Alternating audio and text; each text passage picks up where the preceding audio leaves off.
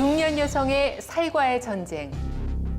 체지방 약 3.4kg, 허리둘레 약 5.7cm가 갱년기에 자연적으로 증가한다고 하는데요. 이러한 여성의 체중 증가는 여성 호르몬과 밀접한 관련이 있습니다.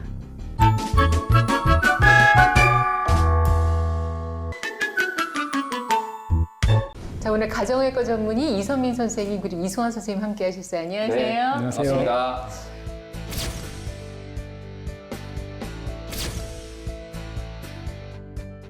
살 때문에 고민하시는 분들 굉장히 많으시거든요.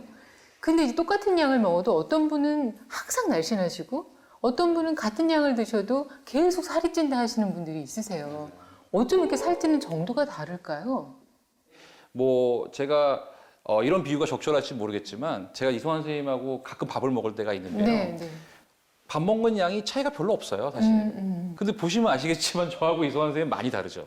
많이는 아니고 조금 다른 예를. 근데 이게 바로 어떻게 보면 좀 억울하기도 한데 기초 대사량의 차이예요. 그러니까 대사량은 활동 대사량과 기초 대사량으로 나눌 수 있거든요. 활동 대사량은 저희가 진짜 움직이는 거죠. 근데 이 움직이는 것들은 현대인들은 어느 정도 고정되어 있잖아요. 스케줄이. 근데 이 기초 대사량을 조금 효율적으로 올릴 수만 있다면 우리가 좀 살이 좀 안 찌고 지방을 좀 줄일 수 있는 좀 현명한 방법이 되지 않을까 하는 생각을 매번 해보게 됩니다. 네. 뭐 기초 대사량 하면은 많은 분들이 이제 하도 많이 들어서 굉장히 친숙한 단어이실 텐데 그 의미는 또 정확하게 파악이 안 돼 있는 경우가 있어요. 어떤 뜻인가요? 기초 대사량이? 기초 대사량이란 이렇게 숨만 쉬어도, 즉 우리가 아무런 활동을 하지 않아도 이제 소모되는 에너지, 칼로리를 얘기하는데요.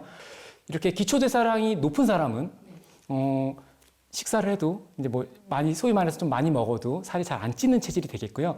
반대로 아까 원장님께도 말씀하셨지만 물만 먹어도 이제 찐다고 얘기하는 소위 살 잘 찌는 체질은 이제 기초 대사량이 좀 낮게 되겠죠. 네. 그러니까 누구나 그럼 기초 대사량이 좀 높은 상태를 유지하고 싶은데 안타까운 거는 이게 나이가 들수록 기초 대사량이 점점 줄어든다는 거잖아요, 선생님. 네, 정확합니다. 20대 때 기초 대사량이 가장 정점을 찍고요. 네. 나이가 들면서 점점 이제 감소되는 것을 알고 있는데요. 네. 좀 더 이제 구체적인 수치를 제공해 드리자면 예. 20세 여성이 평균적으로 2,100kcal 정도의 기초 대사량을 갖고 있다면 나이가 들면서 서서히 감소돼서 65세 정도가 되면 1,600kcal 정도로 이제 낮아지게 되는데요.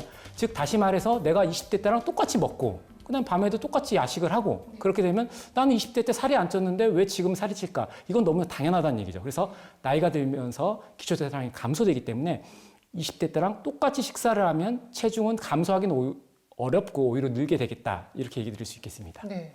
그러니까 과거에는 우리가 뭐 한 끼 정도 굶고 뭐 이렇게 녹화 같은 거 하실 때도 좀 다이어트를 해서 탁 되는데 이제는 잘 안 되죠, 그게. 안 되죠, 안 맞아요. 되죠. 저도 마찬가지예요. 잘 안 되더라고요. 이게 이제 기초 대사량이 나이가 들수록 뭐 근육이 빠진다거나 여러 가지 호르몬의 영향 때문에 줄어들기 시작하는데 이렇게 기초 대사량은 떨어지는데요. 체지방량은 갈수록 늘어나요.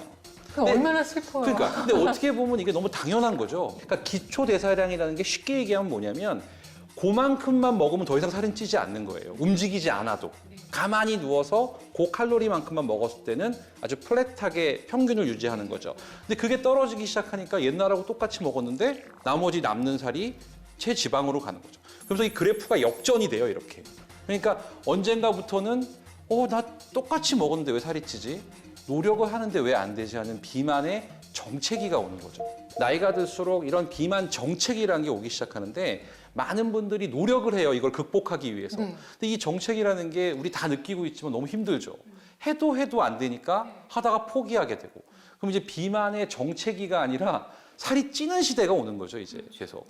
사실은 비만 정체기는 누구나 빨리 좀 빠져나오고 싶고 벗어나고 싶은데 사실 살이 안 빠지는 문제뿐만이 아니라 여러 가지 질환이 나타날 수 있다는 게 더 큰 문제인 거잖아요. 예. 아무래도 이제 비만하면 지방세포가 늘어나게 되겠죠. 근데 이러한 지방세포들은 몸에 이제 소위 말하는 사이토카인 같이 이제 나쁜 물질을 분비하게 되는데요. 이런 나쁜 물질들은 몸의 여러 장기에 영향을 끼치는데 그중에 이제 대표적으로 혈관에 영향을 끼치면 우리가 소위 말하는 혈관이 딱딱해진다. 이제 동맥경화 같은 걸 유발하게 되고요.